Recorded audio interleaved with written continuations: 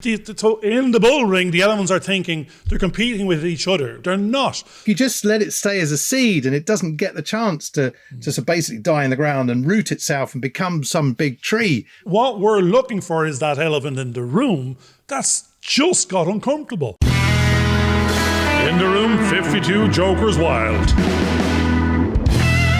All right, here we are, folks, at another episode of our Elephant in the Room. And this week, the elephant in the room that's actually pretty scary is to do with controllable or uncontrollable. And most of the time, we're trying to put up parameters around so that we can control the environment we're in. But one of the things that we've been having recently is a number of conversations where we feel as though it's obvious that we're not in control of what's going on. And that's the scary bit, because what we were talking about was this idea that if you think of my hands here as two silos and you're trying to move out of one of them to go to the edge to get into the next, and that's the scary bit because you're jumping across. The controllable bit here is you're assuming this is a video and you're going, look at my hands here. This is a podcast. You're going, don't know what you're talking about. That's uncontrollable because I can't see it. Yes, well, there you go. You need to know your audience. You got to visualize the whole thing then. So think of two plates that come together and touch one another. Think of George waving his hands in front of his face there now, and I go, there you go. What the hell is he talking about? So boundaries. Are we in control of making a video for this? So you can go watch the video after the podcast to see what we're up to in the room. Are we quite active or expressive in our mannerisms? Now, I know I have no control over my mannerisms. I have no control over normally my hands are going flapping in the wind and my mouth is as well. I'm not in control because I'm not aware. I am in control if I was aware, but it's in the subconscious, and it's only if I bring it into the conscious, I become aware I need to be in control of my actions, my posture, my presence, my speed, my pace, what I'm talking about. We just came off a call earlier on and we were in control at the beginning, and George thought he was in control of me. And quite 10 minutes in, that's a fallacy. The elephant was on a rampage. Fallacy. You had the elephant in the circus. You had him in the ring. You had a little bit of a whip. There are terrible connotations of all that. But the elephant doesn't belong in a circus. He doesn't belong in a ring. And I suddenly was that elephant, and I suddenly realised I need to be out in the jungle. And we had the raging bull in front of us. I took control of myself and went on a rampage. I was the elephant in the room, taking and making his exit back into my level of comfort zone, which is me being me, not trying to be in control. I want to let it run amok. This the conversation. Others in the audience are, it's an uncontrollable elephant rampaging at me. Whereas what I'm trying to do is I'm running towards you in a friendly manner. And I'm going to run up to you and give you a little gentle nudge and say, come ride the elephant. Let's go on a journey together. But when I'm rampaging at you, there's a big, ugly looking elephant running straight for you. He seems to have something in mind. And that's it. What is it? So take the elephant in the room. We're back to this elephant in the room. It changes from day to day, minute to minute. Be aware of all these elephants. Take control. But elephants, by the very nature of them, most of the time, if they're in the room, how they got there in the first place was you weren't in control. What I find, one of the things that is important is that we're always thinking that we have to be in control. And we have to be in charge. We have to set things in stone. We have to make sure it's solid. We have to make sure that we know what's going to happen. And quite often we haven't got the foggiest idea. And actually quite a lot of the time in the conversation with Garvin says, I'm making it up. And I kind of go, oh my God, we thought you knew exactly what you were talking about. But actually the making it up is quite important because you're free-flowing ideas, trying to work out where things should go.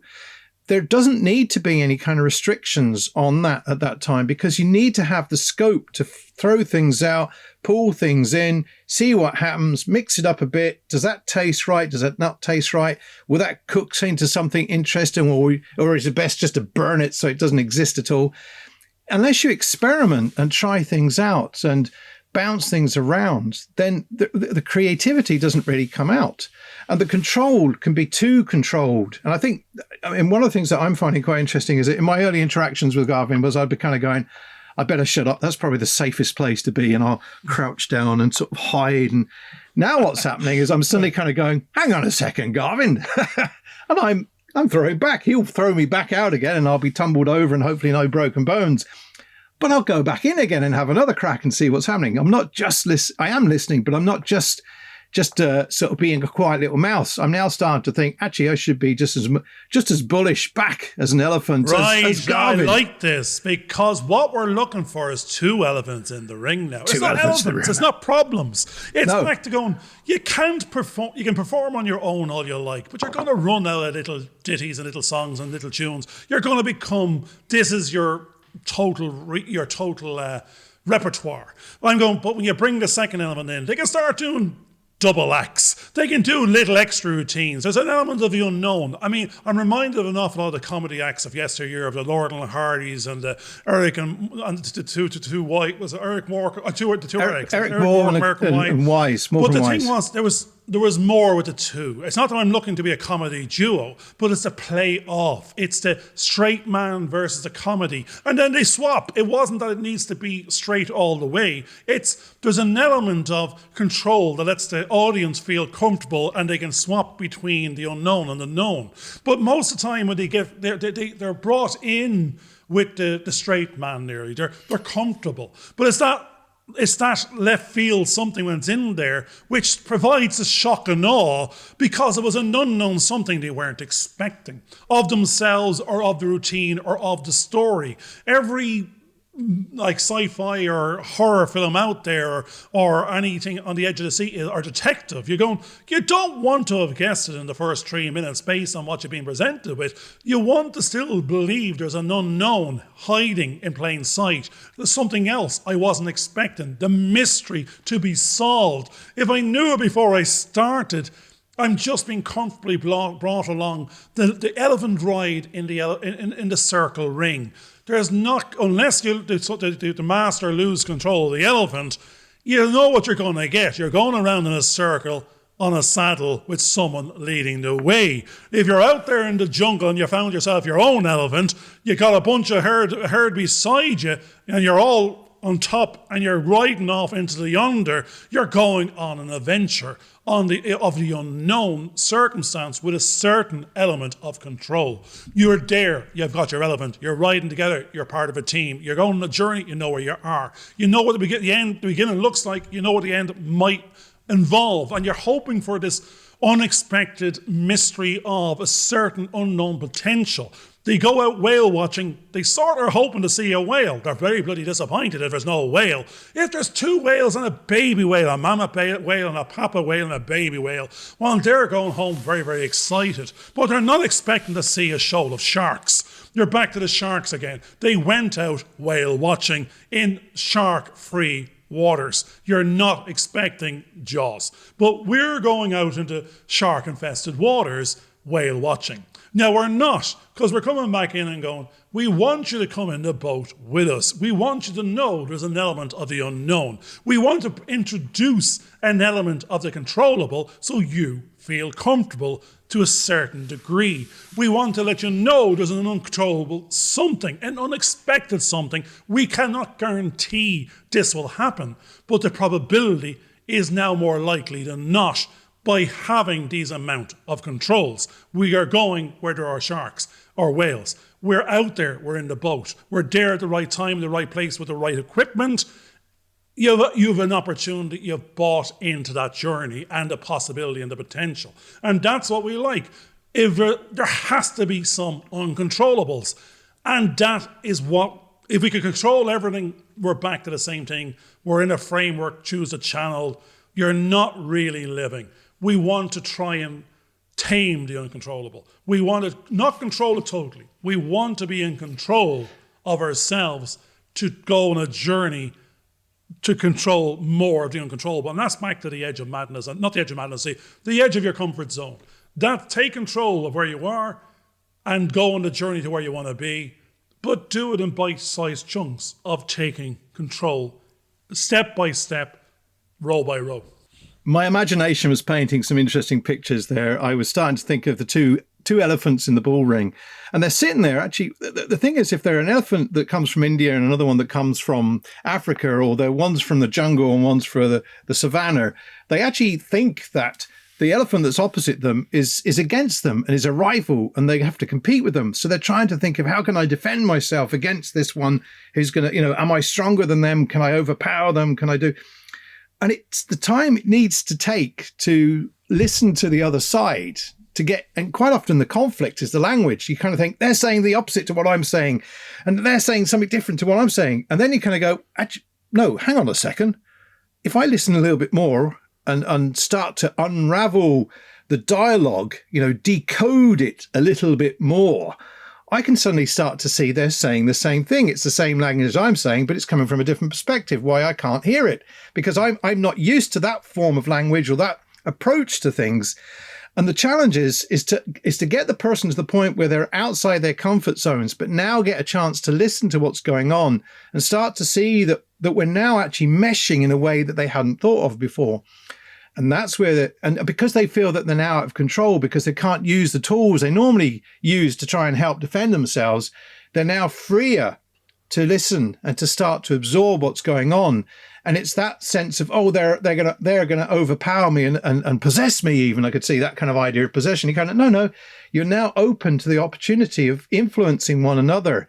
And because you can now influence and sort of rotate around each other, you're creating an energy that wouldn't have been there before. And it opens up the views to different ways of looking at things, and another exciting journey can then start to take you off where you want to go. One of the things that was actually said today, and actually was said to me in the past, was, what do you want? We're all so used to not saying what we want. We're all being told, you've got to do what somebody else wants. You're there to serve them. You're there to do what they want, and they're going to be your master, and they're going to be in control of you. And where the uncontrollability comes out is that all of a sudden the person's being told, no, what do you want?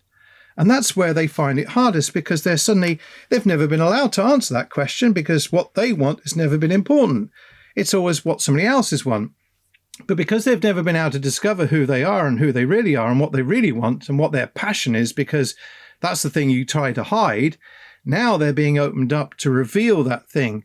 And what may surprise them most is what they want for themselves is actually what the other person wants. And really what scares them when they're being approached by this raging bull is the fact that they're revealing to them, they're mirroring them what they want internally, and they feel that they can't get that. So they're frightened by what they're being presented with. And yet when they can relax and start to enjoy the conversation, even though it's a bit prickly at times, what you suddenly start to see is there's an opportunity not to be selfish. That's not what we're talking about. We're talking about that self-realization of having the opportunity, the very thing that you wanted to do and may have spent a lifetime wanting to do. Now there is a possibility of this being presented to you, and it can become an actual thing for you to live out. And I think that's the challenge that I think we're all having. No, I like this, because I'm going back to the bull ring, and I think of these two elephants you were talking about, and they suddenly became aware of each other and think they're in competition. But what they realize is they're in a bull ring, in a circus, and there's an audience going, what are these elephants up to? Oh, they're performing. And they're actually, in the bull ring, the elephants are thinking they're competing with each other. They're not. The audience is there going, they're waiting for the performance. And if these two elephants can work together, they can perform more. Now, actually, we don't want them just to perform more. We want a few more elephants in there with them. Now, we're talking about elephants. We were talking about jokers before, but we like elephants. We stick to elephants and go, right, if there's a bunch of elephants at the center stage, what the hell are they doing? They're not standing around going, I'm an elephant. Now, the elephant in the room has always been, what's the worry, what's the stress, what's the opportunity, what is it that needs addressing?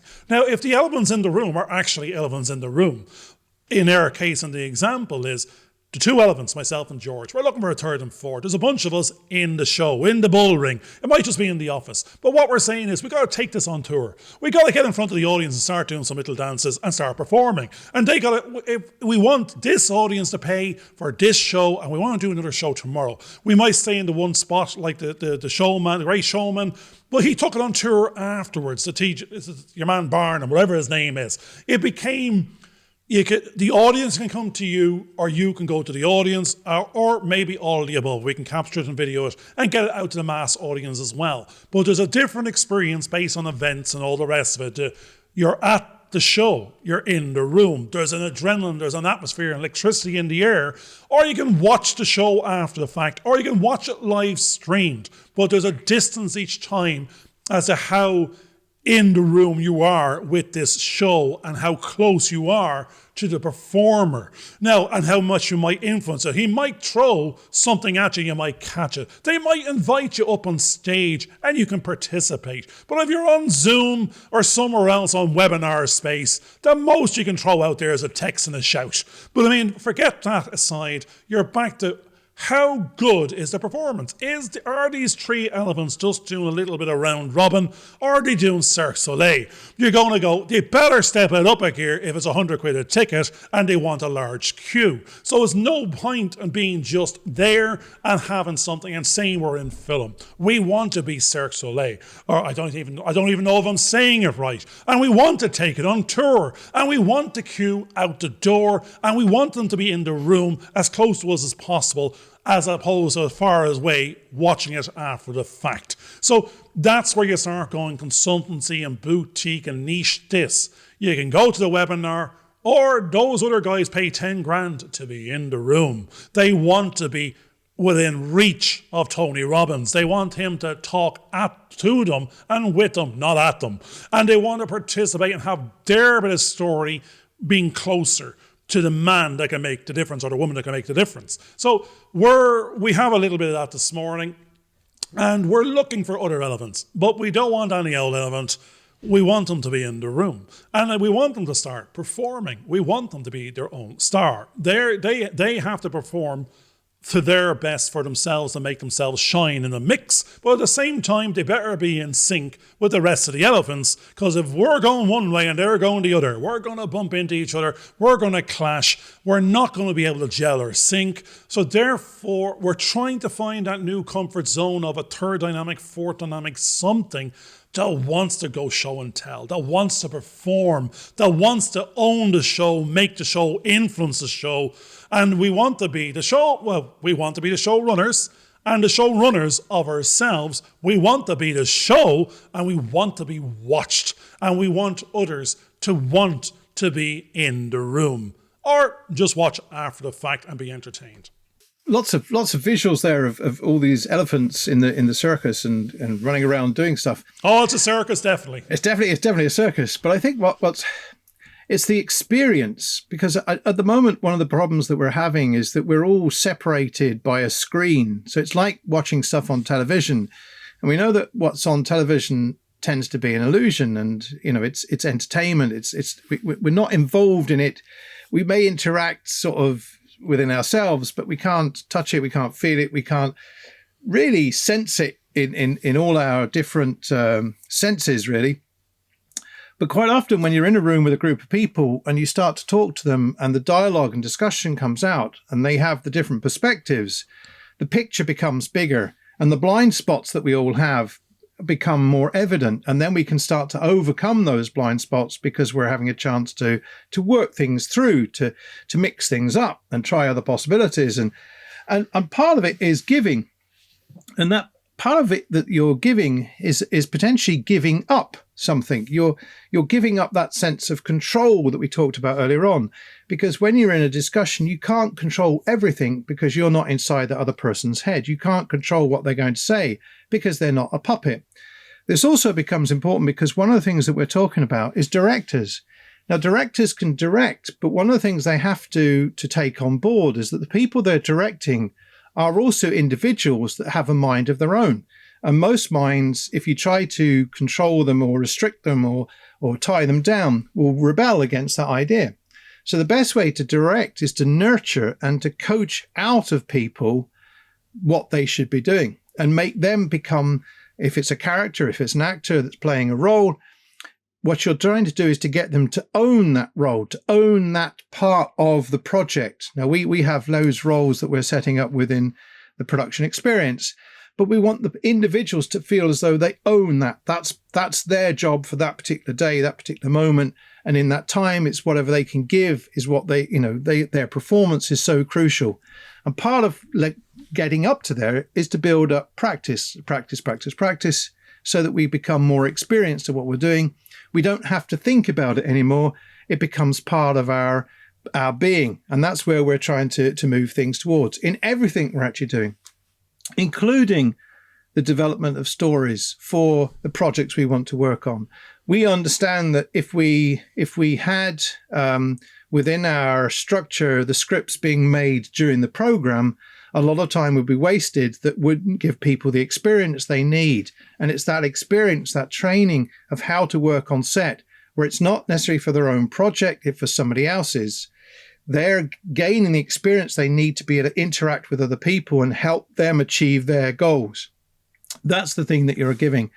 In the script development and structuring that we're now looking at, is how to bring teams together to work on a project, to nurture it, knead it, and get it out, and bring all those different perspectives to get rid of all the blind spots that if you wrote individually on your own, you would suddenly find there were flaws. I remember a few years ago, I wrote a script and one of the characters got shot. And then all of a sudden, a little bit further on, they weren't shot. And that was a bit of a problem because they were either going to die or need to go to hospital, or they were bleeding out or something.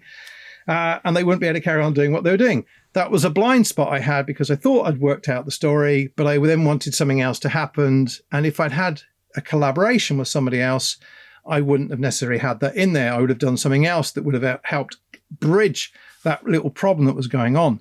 And those are things that we're trying to look at.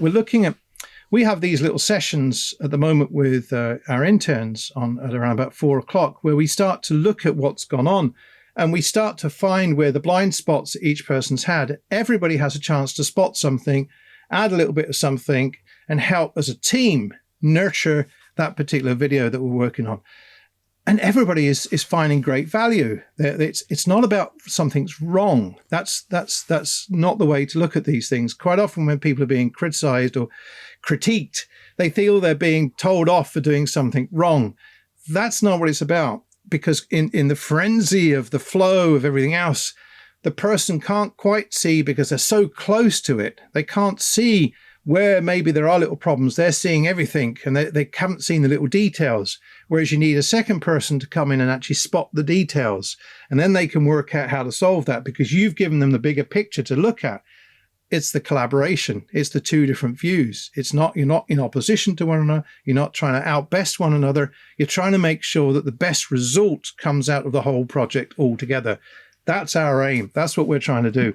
Focus on the project, not on the individual. Don't internalize it. I think we've done this before with our internal chitter-chatter. Get rid of the chitter-chatter. Go outward. Observe what other people are doing. Look at their behaviors, look at their reactions. You're not only listening to what they're saying, you're viewing what they're doing. And from their reactions, you can see, right, I need to tweak this here or I need to tweak that there. Now, there's a couple of things going on there. And what that is George just was talking from the language of alignment of goals and working towards a common project and a common outcome and listening to your peers on peer-to-peer review and, fixing the project for the project's sake and letting go of your own quirks or insecurities or whatever else.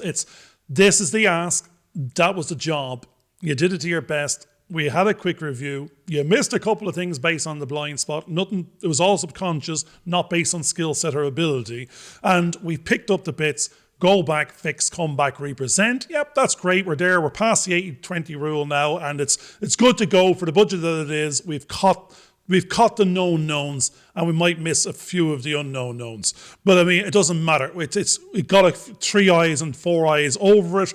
That's the best we can do at the moment. That is when you're doing a job or a project and working with common goals and you've aligned the team. Now, if we go back before that, we were talking about this journey of comfort and uncomfortableness. And this is more to do with, let's say, the individual for a second. And you coming from where we were in one of our last shows and the launch of our book, our guest's book, Frederica Murphy's book, Lead Beyond the Edge, which is talking about comfort zones. It's going beyond the edge. If you're comfortable working. You're doing what you're bringing is your passion and your skill set to the agenda, to the job at hand. You're doing your work all day long, and this is what I'm the expert in. And here's my work. Look at this. Did I do a good job? And I give me a little bit of a reward and a clap on the back. Great. Now, if you want to, that's a very comfortable silo of a little bit of comfortableness based on being reviewed, based on a known something and a controllable ask. You're comfortable in your job and what you're expected to do. And if you turned up, you'll achieve it. The other side of what we're talking about is we're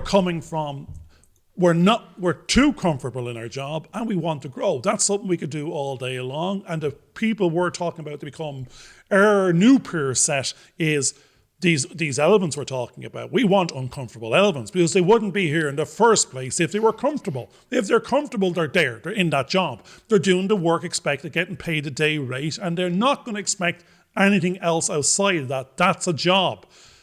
This is an industry we want to create. We want to create a disruptive entrepreneurial journey of disruption and innovation, creating new content, and there's risk and reward associated. And there will be jobs within it, but it's a new journey of unknown knowns, known unknowns, uncontrollable controllables, and controllable uncontrollables. In the sense of you're starting from a nothing, and you can build procedure and process and control around the minimum something. And that's a journey we're going on. And these individuals, we're in control of who the individuals will be, only in the sense of when they suggest themselves, we have a choice set. We don't know who they are yet. We have avatar ideas of, we need to be working with mentor practitioners at a level of operation of this skill set. We don't know it's Joe Blogs or Joan Blogs. We don't know who they are yet. We might have a wish list of, wouldn't it be great if it was Steven Spielberg and Quentin Tarantino, and they're going to give over their time for free to us. Great. No, they may not be the best people for the job. Actually, they're not. Because what we're looking for is that elephant in the room that's just got uncomfortable. They are comfortable in their expertise, but uncomfortable in their self-motivation or self-fulfillment. They're uncomfortable about motivating themselves forward because they don't know where they're going. They know it might be, I need more success or accolades, or I need to be able to give more, or it might just be pure recognition. I need a higher visibility of recognition of the value I'm contributing from my skill set to my peer group. I think that's where we're looking for. We're looking for mentors that want to give back and make a difference in the industry, a microcosm of the industry. And that's who they are. They have the skills. They're not going to be here unless they have the skills. They need to have the skills in spades.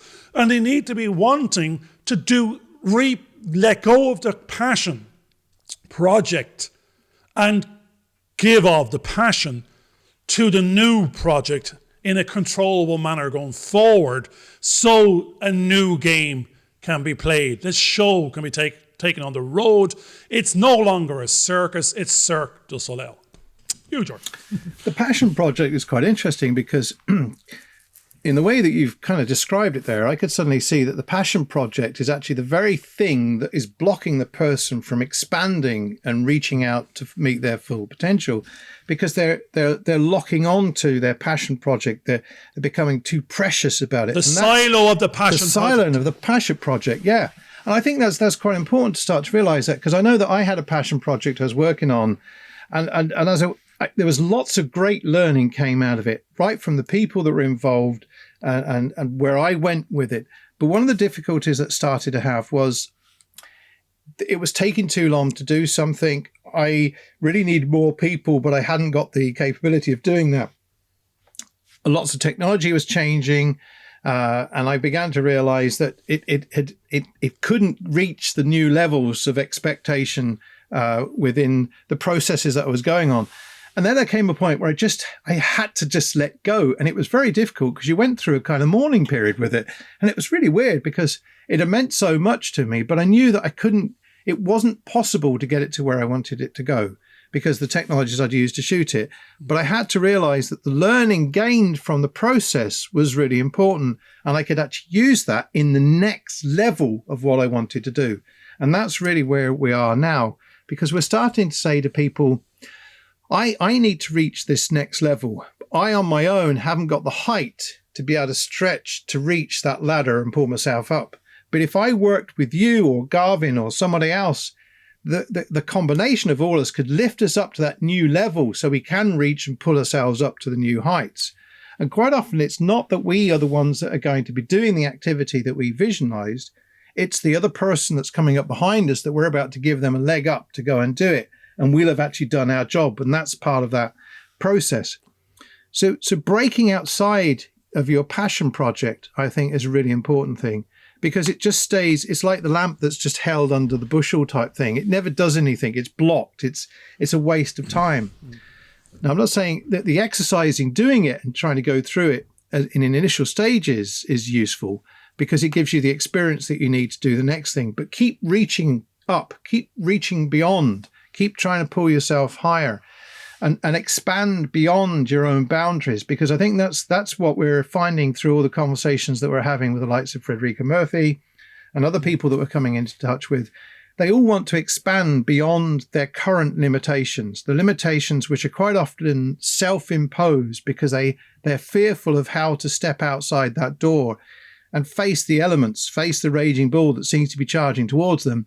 And they want to go in and barricade the doors. In fact, that bull is there trying to smash down the door to release you, to give you a help in hand forward so that you can actually reach your next goal that you want to go to. And I think that's important, because if you don't reach those goals, you'll end up dying. And I think that's the key.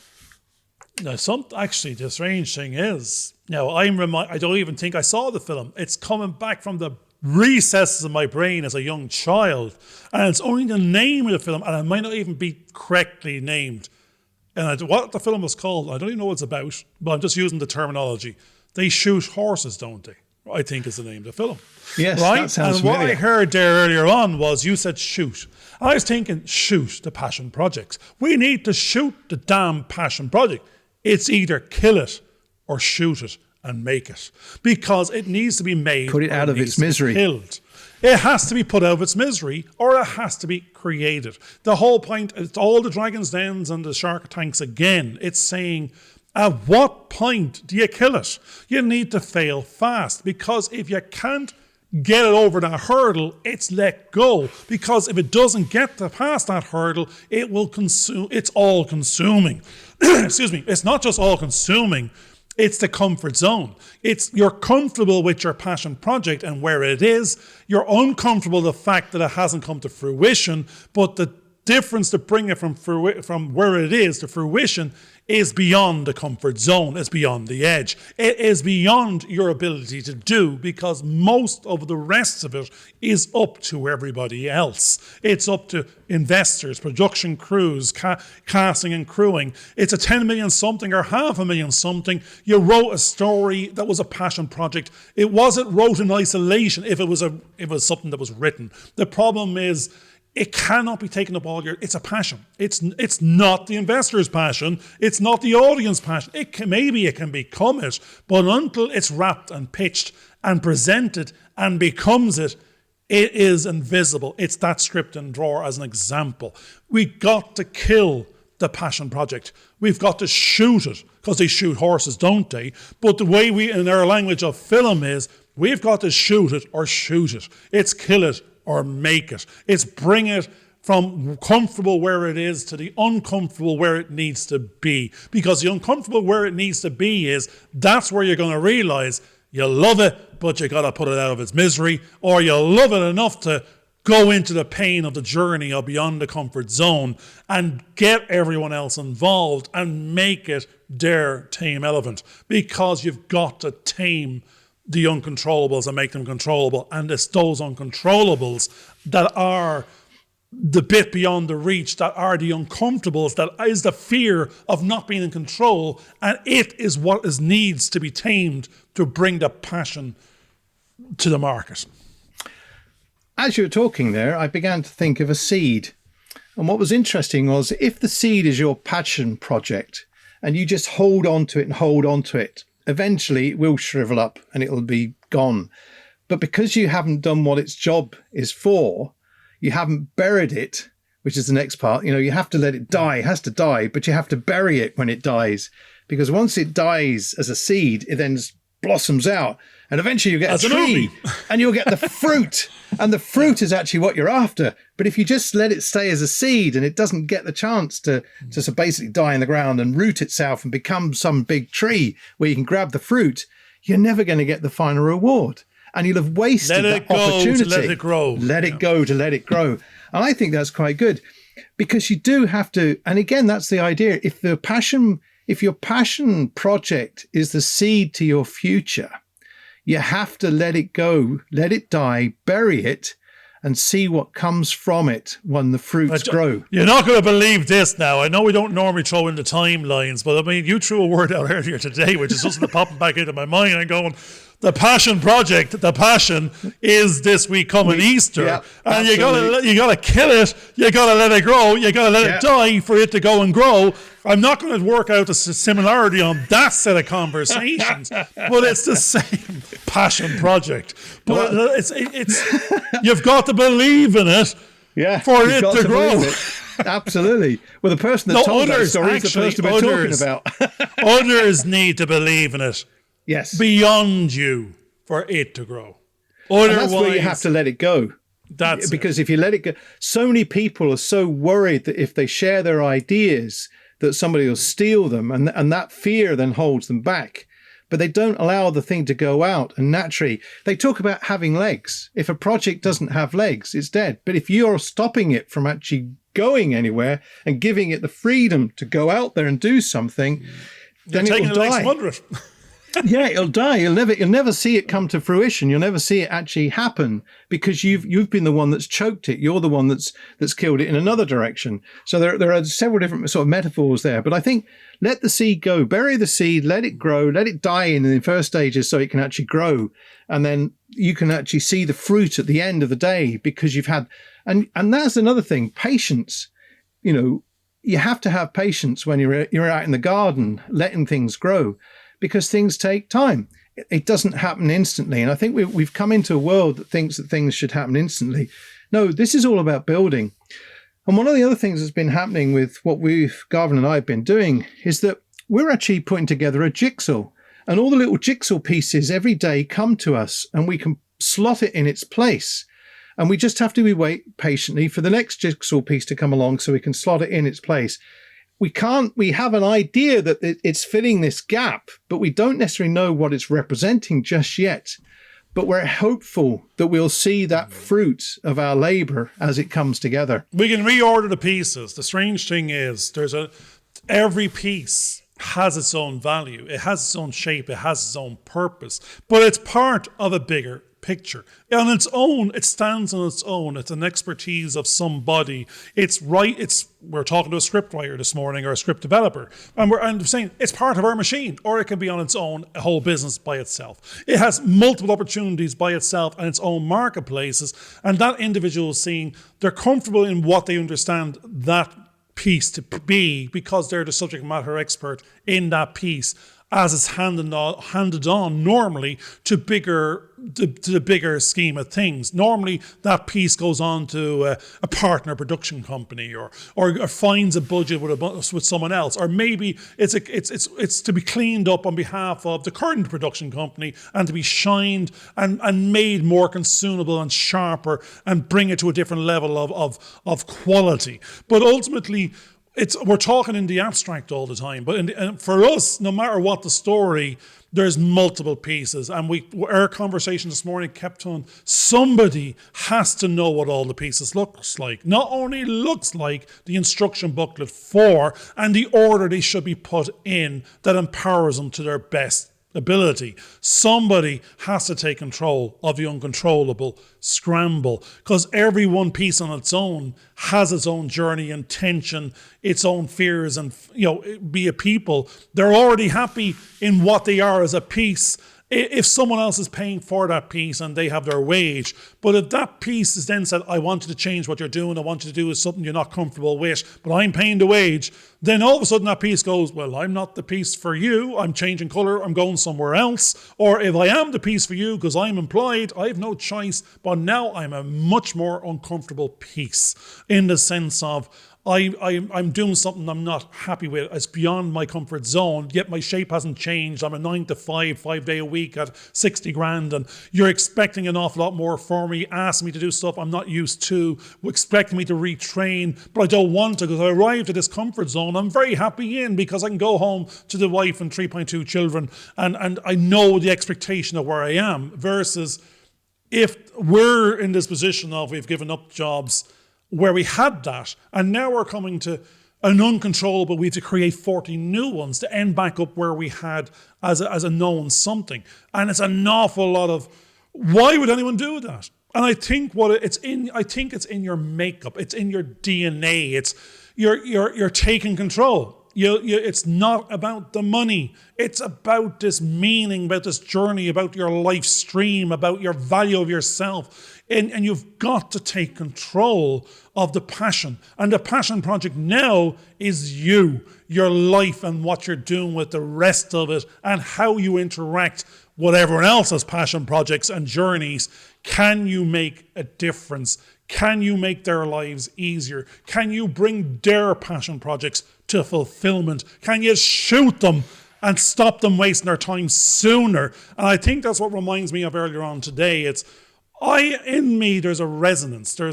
I can't help but upsetting people. I nearly want to. Not upset, but make them uncomfortable. To check whether they really do believe that they're happy where they are, and if they get a little bit edgy and uncomfortable and can go through that, then they've realized that they know where they are.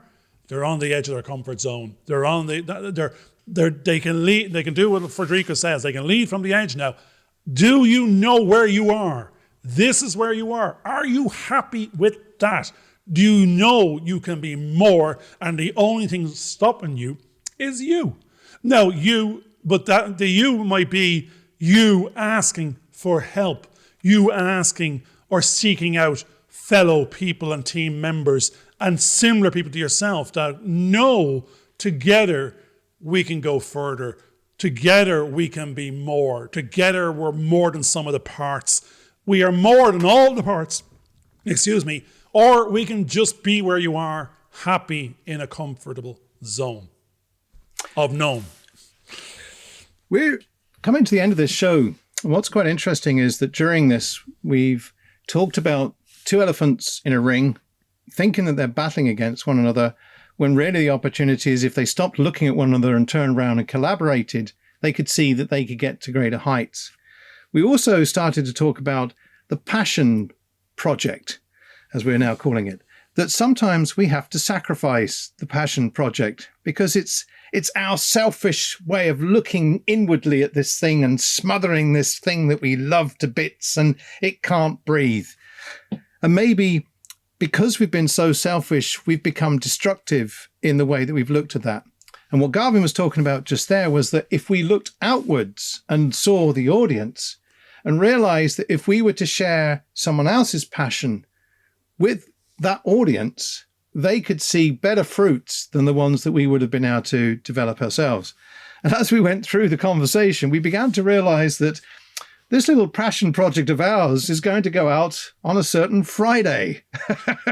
And I had used one of his stories, the person that sort of ended up having his passion on this Friday, with the letting the seed die and become a tree and give us fruit and actually reap the rewards of something greater by giving. It's in the giving that I think you end up receiving. And what we're starting to find with the collaborations that we're having is because we're not hoarding what we're doing, but letting it out and sharing it with other people and collaborating, we're actually getting better rewards. And we can achieve things that we could never have achieved if we'd done it on our own. And that's something I'm learning, and it's something you're enjoying.